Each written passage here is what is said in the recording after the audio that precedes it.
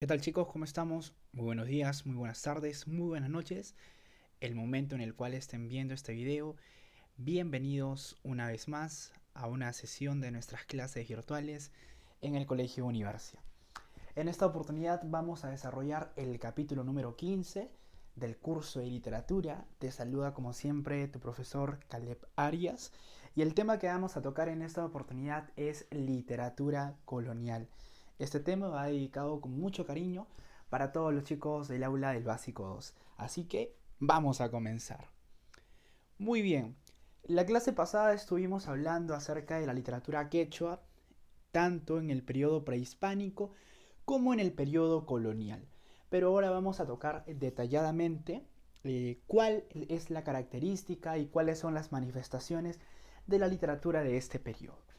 ¿Qué entendemos por literatura colonial, profe? ¿Qué es la colonia? Bueno, la colonia es un largo proceso que va a iniciar con la invasión española. En 1532, Francisco Pizarro llega con los socios de la conquista, capturan al Inca Atahualpa en Cajamarca e implantan la religión católica y la forma de organización propia del Imperio Español. Esa etapa se va a extender durante un largo tiempo. Recordemos que el Perú va a ser una colonia, se establece un virreinato aquí en 1542 y durante ese tiempo existe una cultura dominante y una cultura que está dominada, que está subordinada, ¿verdad? Claro que sí. Entonces, este periodo representa un hecho muy conflictivo para nuestra historia. Se van a enfrentar culturas, formas de costumbre, ideologías, tradiciones, creencias. Es, una, es un periodo de mucha conflictividad, pero en el que también se desarrolla el mestizaje. Vamos a tener las castas, vamos a tener cierta interrelación y cierta interacción.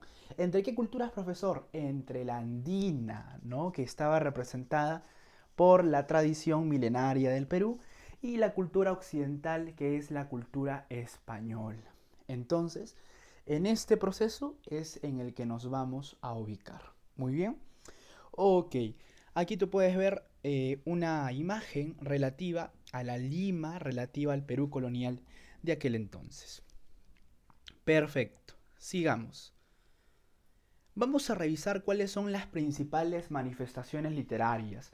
Cuando los españoles llegan a territorio peruano, cuando ellos vienen a nuestro país, ¿no? Que en ese entonces todavía se encontraba información, las primeras manifestaciones que vamos a tener tienen algunas vertientes. Tenemos manifestaciones de carácter popular que se van difundiendo de forma espontánea entre los soldados, entre los conquistadores, y tenemos también manifestaciones de carácter culto que la van a difundir escritores mucho más preparados, mucho más especializados en un determinado tema. Empecemos por la vertiente popular. Vamos a hablar aquí de las famosas coplas y de los famosos romances. ¿Qué cosa es esto, profe? Bien, muy sencillo. Los romances son pequeños poemas que tienen 8 sílabas, se llaman octosílabos, y las coplas van a ser composiciones de 4 versos. Generalmente son muy breves. ¿Y de qué nos van a hablar? ¿Qué nos van a contar, profe? Nos cuentan las hazañas, las guerras, los conflictos que pasaban en esa época. ¿Qué tipo de conflictos, profe? Como tú recordarás por tu curso de historia del Perú, cuando los socios de la conquista llegan aquí a nuestro territorio, se van a generar disputas entre ellos. Van a generarse guerras civiles entre el bando de Francisco de Pizarro y Diego de Almagro. ¿Lo recuerdas? Claro que sí. Y esto va a ser llevado a la literatura. Fíjate, cuando Diego de Almagro viaja a una expedición para visitar al gobernador de Panamá y Pizarro se queda con los soldados aguardando la llegada de él, se compone esta famosa copla. La vamos a leer. Fíjate, mira lo que dice. Pues, señor gobernador, mírelo bien por entero, que allá va el recogedor y acá queda el carnicero. ¿Quién es el recogedor? Es Diego de Almagro. Y el carnicero, Francisco Pizarro. Caramba, ¿no? Las guerras civiles. Otro ejemplo. Otra copla dice de la siguiente manera. Almagro pide paz. Los Pizarro, guerra, guerra. Ellos todos morirán y otro mandará la tierra, ¿no? Esas son las famosas coplas, manifestaciones populares. Muy bien. En la vertiente culta vamos a tener una manifestación que nunca debes olvidar, por favor. Cada vez que pienses en literatura colonial, en literatura de la conquista, vas a pensar en la crónica. Muy bien, crónica, profe, las crónicas de Narnia. No, esas no. Crónicas. ¿Qué son las crónicas, profesor? Muy bien, las crónicas son narraciones de carácter histórico. O sea, de hechos que ocurrieron en el pasado, ¿verdad? Profe, ¿cómo si nos van a contar esta historia? Ah, porque el autor, el escritor que está componiendo estas crónicas, ha presenciado esos hechos o se los han relatado, se los han contado. Él puede ser testigo o de repente alguien ha brindado su testimonio. De esa forma se produce una crónica, ¿no? La crónica te relata los acontecimientos, la crónica nos va a informar de algo que nosotros no, de algo a lo que nosotros no hemos podido tener acceso, pero sí otra persona.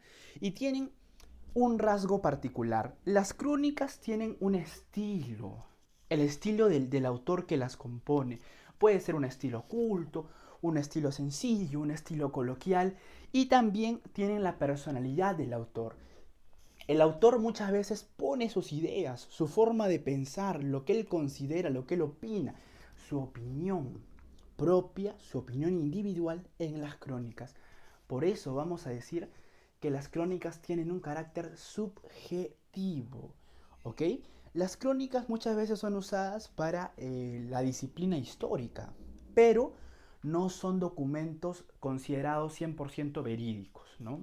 No son 100% creíbles porque, como te menciono, están empapadas por las opiniones personales del autor. Muy bien. Ya vimos entonces qué son las crónicas. Ahora revisemos cuáles son los principales cronistas que nosotros tenemos en la literatura colonial. Muy bien. Generalmente vamos a dividir a los cronistas por su origen étnico. Recuerda que las razas, las castas, van a estar en constante interacción, interrelación, el mestizaje, ¿verdad? Claro que sí. Hay cronistas de nacionalidad española, como por ejemplo Juan de Betanzos, que escribe Suma y Narración de los Incas, una crónica en la que se cuenta la famosa leyenda de 4 hermanos que salieron del Cerro Tampotoco para fundar el Imperio Incaico. ¿De qué leyendas crees que hablamos? De los hermanos Sayar, obviamente. Esa está en la crónica Suma y Narración de los Incas de Juan de Betanzos. Pero tenemos también a Pedro Cieza de León, apodado como el príncipe de los cronistas españoles. Él nos va a relatar la famosa crónica del Perú. Muy bien, ok. Los españoles van a tener interacción con los indios, con los indígenas, y de allí nace el mestizaje. Cronistas mestizos son aquellos que tienen padres españoles y también indios. Muy bien. Por ejemplo, Blas Valera, pero sobre todo el autor más importante, mestizo, es Inca Garcilaso de la Vega. Muy bien. Él nos va a componer un voluminoso tratado al cual le va a titular Comentarios Reales de los Incas. Allí nos va a contar la visión que él tiene sobre el imperio incaico y la visión que tiene sobre el proceso de conquista. Más adelante lo vamos a revisar, ¿ok? Muy bien. Y en los cronistas indígenas, ¿a quién tenemos, profe? Tenemos, por ejemplo, a Titu Cusi Yupanqui, pero también a Felipe Guamán Poma de Ayala, un cronista muy importante, autor de la Nueva Crónica y Buen Gobierno. En la Nueva Crónica y Buen Gobierno, Guamán Poma de Ayala va a denunciar algunas actitudes muy autoritarias y muy abusivas de quienes estaban gobernando el virreinato peruano de aquel entonces. En realidad, esta nueva crónica es una carta dirigida al rey de España, en la cual plantea que deben existir ciertas reformas en el imperio español. Esta crónica destaca por presentar muchos dibujos, ¿no? Ya que Guamán Poma no dominaba el idioma español, tenía que explicar todas sus ideas a través de gráficos, a través de dibujos, ¿ok? Esa es la característica de la nueva crónica y buen gobierno. Muy bien, ¿ok? Ya conoces tres cronistas importantes: Pedro Cieza, Garcilaso de la Vega y Guamán Poma de Ayala. Muy bien, continuemos entonces. Hablemos de el Inca Garcilaso de la Vega. A ver, ¿qué podemos decir de él? El Inca Garcilaso es un cronista de origen mestizo. ¿Por qué? Porque su padre es un capitán español llamado Gómez Suárez de Figueroa. Y su madre va a ser Isabel Chimpu Occho. Muy bien. Ellos van a ser los progenitores de Garcilaso, ¿no? Por eso Garcilaso es considerado un mestizo biológico por esta mezcla racial, pero también un mestizo espiritual, porque él se identifica tanto con la cultura milenaria de los Andes como con la cultura española. Muy bien. Ok, gracias a sus parientes, gracias a sus abuelos, a sus familiares, que tenían obviamente conocimiento del imperio incaico, Garcilaso va a conocer las leyendas, las tradiciones, los mitos, las costumbres de esa gran civilización y va a despertar interés y amor por esa cultura. Pero también Garcilaso presencia, cuando él está joven, la invasión, ¿no? La invasión, el proceso de invasión española, el proceso de conquista, de colonia, y va a vivir de cerca esta guerra que surge entre Pizarro y Almagro, la cual también va a comentar, ¿ok? Entonces conoce muy de cerca ambas tradiciones. Ok, ¿qué pensaba Garcilaso, profesor, sobre estas culturas? Bueno, la idea que él tenía era que ambas puedan vincularse de manera armónica. Garcilaso va a idealizar el imperio incaico. Para él es el periodo más glorioso que ha pasado en la historia del Perú. Pero Garcilaso también piensa que la invasión española, la conquista, ha beneficiado al Perú. Porque ha traído cultura, ha traído religión, ha traído civilización. Bueno, eso es lo que considera Garcilaso, ¿no? Nosotros sabemos que la historia fue un poco distinta, ¿no? Hubieron muchos abusos, excesos, hubo un hambre desmesurado por el dinero, hubo mucha explotación, se trajo enfermedades, ¿no? Y en realidad perjudicaron muchísimo la estructura social económica de aquel entonces, ¿no? Los españoles van a abusar enormemente de la minería para poder enriquecerse, ¿no? Eso lo sabemos por historia. Muy bien. Garcilaso, en el estilo, va a ser un autor muy elegante. Cuando uno lee su prosa, va a descubrir que él se preocupa mucho por la belleza de las palabras, por la forma, por cómo contar, ¿no? Por la belleza de su texto. ¿Por qué sucede esto, profesor? Porque él toma como influencia el Renacimiento. ¿Te acuerdas tú cuando revisamos a autores como William Shakespeare, cuando revisamos a autores como Michel de Montaigne, ¿no? Cuando hablamos del Renacimiento, ¿te acuerdas? Claro. Nosotros habíamos hablado que el Renacimiento busca la armonía, la belleza, la perfección, el equilibrio. Y Garcilaso, como está influenciado por esa tendencia artística, va a componer de esa manera su obra. Muy bien. ¿Cuáles son las principales obras de este autor, profesor? La Florida del Inca, en la cual se narra una expedición de Hernando de Soto. Tenemos la traducción de los diálogos de amor. Estos diálogos de amor van a ser obra de un autor llamado León el Hebreo, ¿no? Y Garcilaso los traduce al español. Y también hay una tercera obra llamada La genealogía de Garci Pérez de Vargas. En ella Garcilaso nos va a contar su experiencia familiar, nos va a contar su historia, su pasado, ¿verdad? Esa es la importancia de este autor. Bueno, algunos datos adicionales sobre la vida de Garcilaso. Cuando él es joven, él va a realizar un viaje a España para recibir una herencia por parte de su padre Sebastián Garcilaso de la Vega. Su padre había sido, como te mencioné, un soldado español muy importante, pero en las guerras civiles su papá había sido acusado de traición. Su papá había sido acusado de pertenecer a un bando traidor para la corona y las autoridades de España no le van a querer dar absolutamente nada a Garcilaso, ¿eh? Lo van a desconocer, no. Tu padre ha sido un traidor, tú no tienes por qué estar aquí, no tienes derecho a recibir nada, le dicen. Y Garcilaso, molesto, furioso, regresa al Perú y en la segunda parte de sus comentarios reales va a reivindicar, va a limpiar el honor de su padre. Ahorita lo vamos a ver, ¿ya? ¿De qué tratan estos comentarios reales? Muy bien, así es. Hablemos de los comentarios reales de los incas. Quiero empezar un poquito por el título, chicos. Comentarios reales, ¿no? Comentarios reales. Comentarios reales viene a manera de crítica. Él está dando la opinión, ¿no? Estoy comentando algo, estoy hablando de algo, te dice Garcilaso. Pero ¿por qué reales? O sea, significa como que son verídicos, como que son veraces, ¿no? Como que estos comentarios sí representan algo comprobado. ¿Sabes por qué le pone Garcilaso ese título a su obra? Porque él también había leído otras crónicas. Él había leído a cronistas españoles, a cronistas mestizos, y él decía, creo que la historia que los cronistas nos están contando no es la adecuada, decía Garcilaso. No, ellos no saben de primera fuente lo que ha pasado. No, esto no es así. Este dato está incorrecto. Aquí están exagerando. No, debe haber una versión mucho más directa, mucho más oficial, mucho más veraz, dice Garcilaso. Y él se propone escribir esa versión.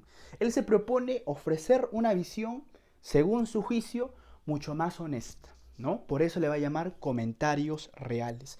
De los incas, obviamente, porque se inicia con la cultura imperial y luego se va a narrar la invasión española. Muy bien. A ver, hablemos un poco de estos comentarios. Van a pertenecer al género narrativo. La especie es una crónica, ¿verdad? ¿Por qué crónica? Porque son narraciones históricas de carácter testimonial en las que un autor nos va a poner al tanto de acontecimientos que ha presenciado o que le han contado. Muy bien, por eso es una crónica. Muy bien, excelente. A ver, los comentarios reales se van a dividir en dos partes.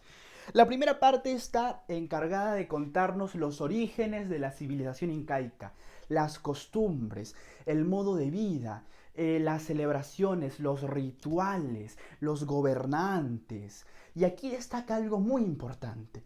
Tú conocerás, yo estoy seguro, una leyenda muy famosa en la cual se narra que dos hijos del dios Sol van a salir de las aguas del lago Titicaca, ¿no? Con una vara de oro que tiene que hundirse en un determinado lugar. Y en aquel lugar donde se hunda van a forjar el imperio incaico, van a fundar. ¿Te acuerdas de esa leyenda o no?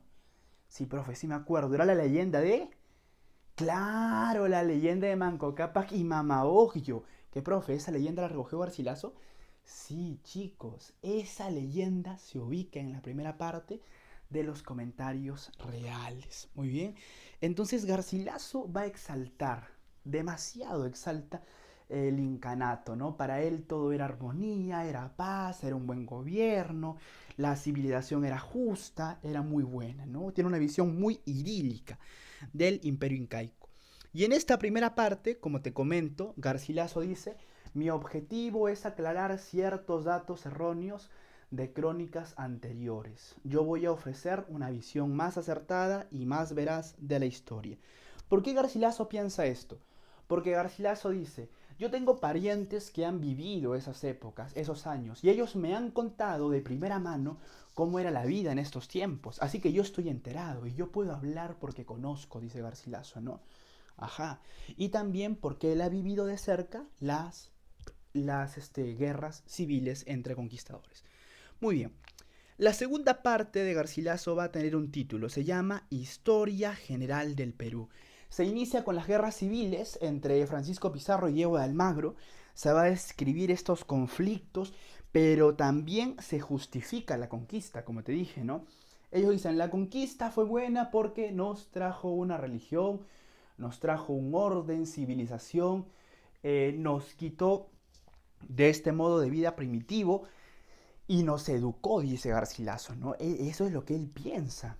Y aprovecha también Garcilaso esta segunda parte de las crónicas para hablar de su padre, para decir que su padre tuvo un desempeño, tuvo acciones muy buenas para poder darle al Perú otra organización, para poder darle un orden, ¿no? Recuerda que su padre era visto como un traidor y Garcilaso se encarga de cambiar esa figura. Muy bien. A ver, ¿qué características podemos encontrar, profe, en los famosos comentarios reales? Muy bien. Podemos encontrar las siguientes, chicos. Ajá, como te mencioné, Garcilaso va a apelar a diversas fuentes. Él dice, tengo testimonios familiares, pero yo también he leído los demás cronistas. Tengo documentos que comprueban lo que estoy diciendo. He leído, por ejemplo, a Blas Valera, he leído a José de Acosta, he leído información, me he documentado y puedo hablar con conocimiento de causa. Muy bien, ok. Como también te mencioné, Garcilaso va a incluir elementos legendarios, historias, orígenes, mitos, elementos religiosos, ¿verdad? Formas de adoración del imperio incaico y formas de adoración que trajo la cultura española. Pero también no todo en su crónica es cierto, ¿no? Como yo te comenté, hay mucha apreciación personal de Garcilaso. Mucho de lo que dice es lo que él piensa y no en lo que en realidad y no lo que en realidad sucedió, ¿no? Hay incluso imprecisiones históricas, fechas que no son del todo exactas, sucesos que no ocurrieron de la forma en la cual los menciona. Ojo, esa es la diferencia con la historia, ¿no? La historia trata de ser mucho más objetiva. La historia trata de ser mucho más exacta, ¿verdad? De contarte con fuentes, con datos históricos, con fechas exactas, un acontecimiento. Pero la crónica no. La crónica es cierto, trata de ponernos al tanto de lo que ha pasado, pero no pierde la visión personal de su autor. En la crónica siempre va a estar de por medio la subjetividad, cómo el autor cree que deben ser las cosas, ¿no? Eso es lo que va a diferenciar la crónica de la historia. Muy bien. Ok, excelente, chicos. Perfecto, ¿no? Bien. Hemos revisado entonces qué es la literatura colonial, ¿no? Cómo inicia con la invasión española, pasa por el virreinato. Hemos hablado un poquito de las coplas, de los romances, de las crónicas. Hemos visto los tres tipos de cronista. Hemos revisado al cronista mestizo Garcilaso de la Vega y hemos hablado un poco de los comentarios reales. Ahora quiero hablarte de la literatura colonial. ¿Cómo se prolonga? ¿Qué viene después de Garcilaso? ¿Qué viene después de los cronistas? Muy bien, vamos a tener tres periodos muy interesantes en la colonia. ¿Ok? Empecemos por este. Por el periodo clásico. El periodo clásico va a surgir entre los siglos XVI y XVII aquí en el Perú. Esta literatura colonial, chicos, va a imitar demasiado a la cultura española. Todo el movimiento que se estaba suscitando en España, todo lo que se estaba desarrollando en España, se copia a Perú.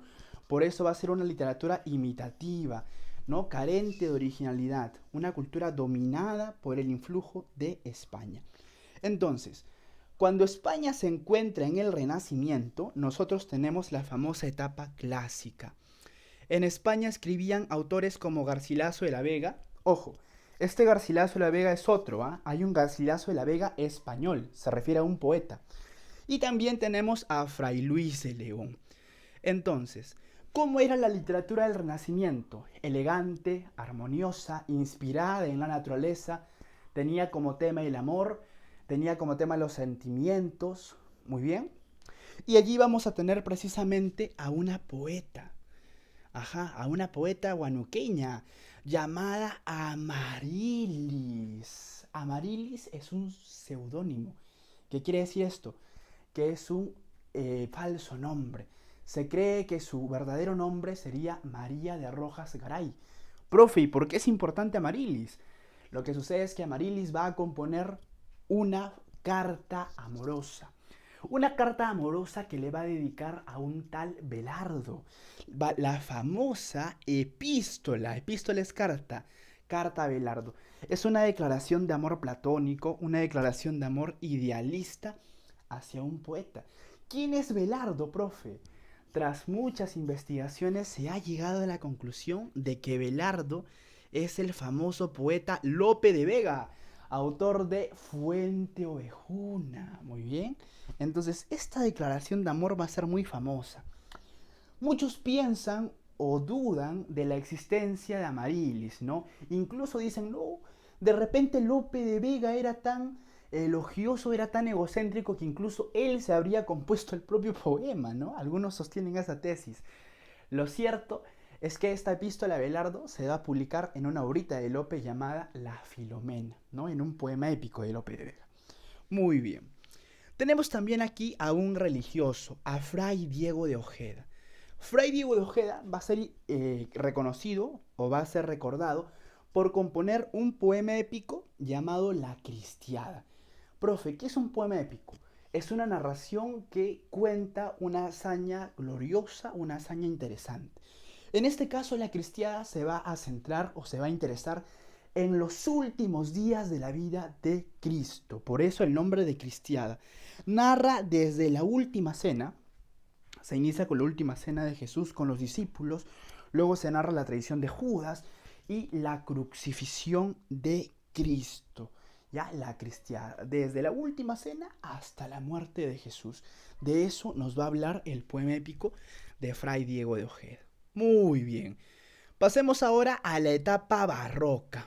A ver, en España sobresalían dos grandes poetas, Luis de Góngora y Argote y Francisco de Quevedo. A ver, ¿qué sucede con ellos?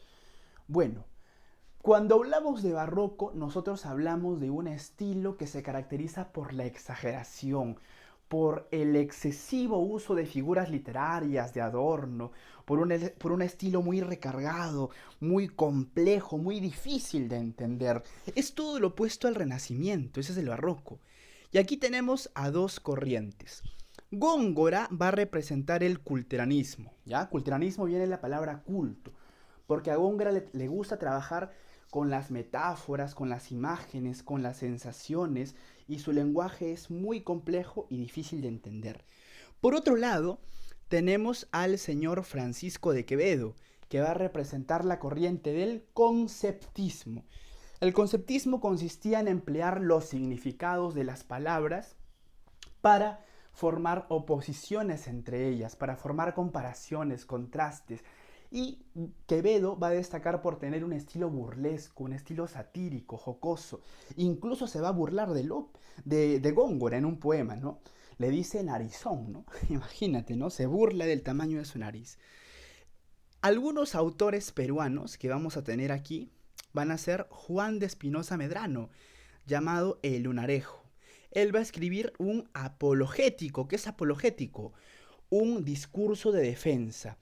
Defensa en favor de Góngora. Ajá, o sea, este autor cusqueño, Juan de Espinosa Medrano, defiende a Góngora. Muchos decían, no, a ese poeta español Góngora no se le entiende. Nadie puede saber de qué trata su poesía. Pero Espinosa Medrano dice, un momentito, Góngora es un gran poeta, ¿no? Vamos a defender la figura del señor Góngora. Muy bien, el apologético. Ok.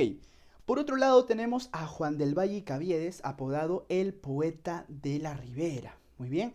Juan del Valle y Caviedes va a ser un autor muy sarcástico y muy satírico. Se burla en especial de los médicos y los abogados, porque ellos no consiguieron salvarle la vida a su esposa. Y va a escribir un conjunto de poemas llamados El diente del Parnaso, en el cual se burla de manera durísima de estas profesiones, ¿ya?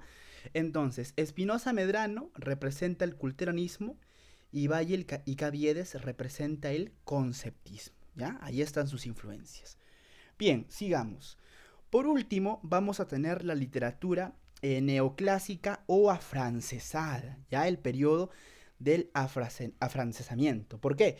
Porque el neoclasicismo es una corriente que nace en Francia, ¿no? En el siglo XVII. Muy bien.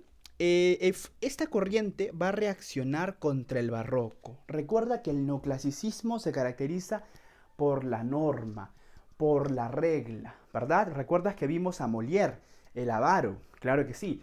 Recuerda que los neoclásicos querían un arte racional, querían un arte que respete estándares, ¿no? Y no le gustaba para nada las exageraciones. Querían ser didácticos, querían ser morales, querían ser formativos. Muy bien. Aquí vamos a tener a los autores ilustrados, los autores que buscan dar consejos, que buscan formar correctamente a los ciudadanos.